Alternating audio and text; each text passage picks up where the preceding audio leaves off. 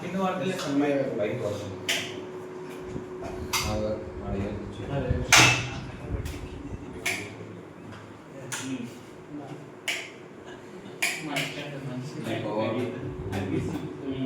చెప్పండి ఇప్పుడు అది కరెక్ట్ రా దీంట్లో కరెక్ట్ ఇచ్చిందా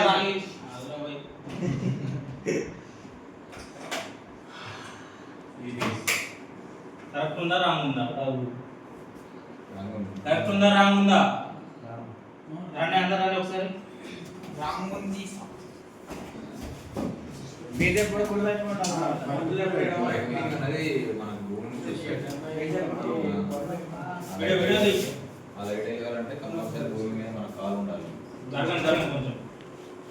ఒక్కొక్క చూడండి ఇట్లాంటి కండిషన్ లో కూడా ఎత్తొచ్చే అవకాశం ఉండదు.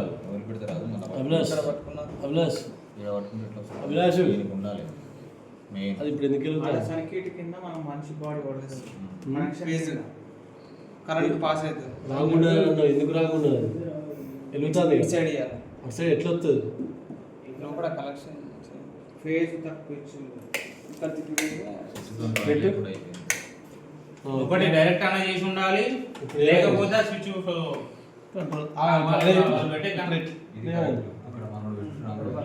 కంట్రోల్ అవుతుందా అభిలాష్ అది ఇది కరెక్ట్ అదే ఎందుకు అనేది అర్థం చేసుకోవాలి. స్విచ్ కంట్రోల్ లోనే ఫేస్ ఉండాలి ఎప్పుడు కూడా. ఓకే ఇప్పుడు ఇక్కడ వెలుగుతుంది ఇక్కడ పెట్టినా కూడా వెలుగుతుంది అనుకో. వాట్ ప్రాబ్లం ఏంటో ప్రాబ్లమే మీన్స్ ప్రాబ్లం ఓకే ఇప్పుడు ప్రాపర్ కరెంట్ ఉంది. ఇప్పుడు ఆన్ చేయండి. ప్లగ్ పెట్టే దగ్గర ప్రతి ఒక్కరు ఇది గమనించాలి. యాజ్ పర్ రూల్స్ ప్రకారం ఇలా ఉంటది. ఫేజ్ అండ్ న్యూట్రల్ ఇది ఫేజ్ కి ఇచ్చేసి ఇక్కడ ఫేజ్ అంటే దేనికి ఇచ్చావు ఇది ఓఎల్పి కి ఇచ్చేసి ఫేజ్ అంటే వెరీ గుడ్ అట్లా చెప్పు. ఓఎల్పి కి ఇచ్చినా ఓఎల్పి నుంచి కామన్ కి ఇచ్చినా అని చెప్పు. ఓఎల్పి అను ఇది కామన్ రిలే కామన్ రిలే నాకే ఇల్లాను రిలే సార్ రిలే అంతే. Switch off first switch off చేయి. పెట్టు ఆగండి పెట్టినట్టు కలెక్షన్ షాక్ పెట్టితేనే నీకు ఏముంటో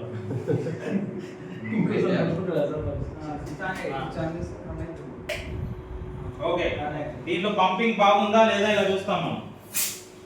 కొడతాను బిస్కెట్స్ అప్పుడు ట్రై చేయండి ఎవరైనా కొత్తలకు ఛాన్స్ ఇవ్వండి.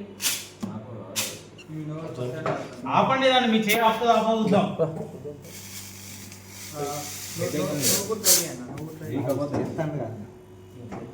ఒకవేళ మీ చేతితో ఈజీగా ఆపగలుగుతున్నారంటే దాంట్లో పంపింగ్ లేదు పోయింది అన్నట్టు. పిస్టన్ ఎన్నో కాడ లీక్ అవుతుంది. అది చూడడానికి బాగున్నా అది నడిచినా కూడా ఏ షాక్ రాకుండా కూడా పోయినట్టే. రెండో కండిషన్ ఏంది అది షాక్ వస్తే అది కంప్లీట్ గా పోయినట్టే. ఓకే ఇస్తే ఎత్తుతో కంట్రోల్ అయితే ఓకే. ఎత్తుతో కంట్రోల్ ఆడలేదంటే పోయినట్టే.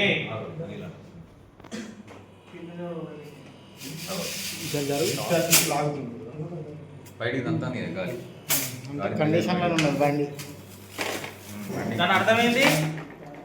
కంప్రెసర్ లోపల భాగాల గురించి చెప్పుకున్నాం మనం. దీంట్లో ఒక పిస్టన్ ఉంటుంది, కంప్రెసర్ జరుగుతుంది, డిశ్చార్జ్ జరుగుతుంది.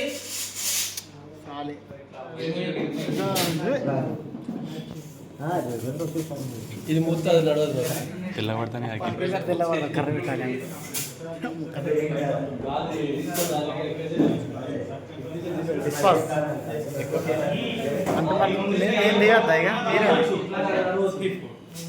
ఇట్లా పట్టుకునే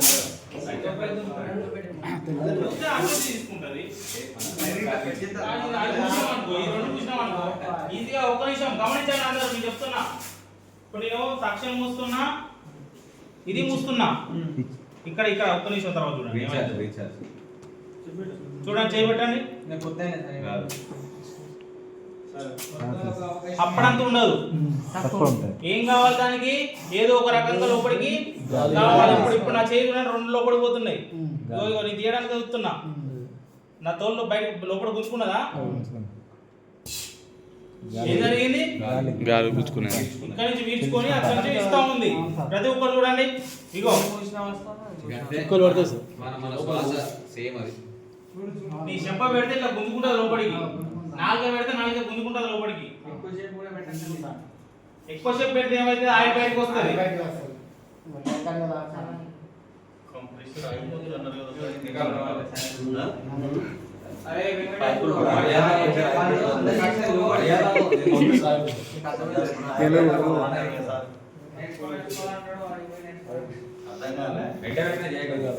కొంచెం టైం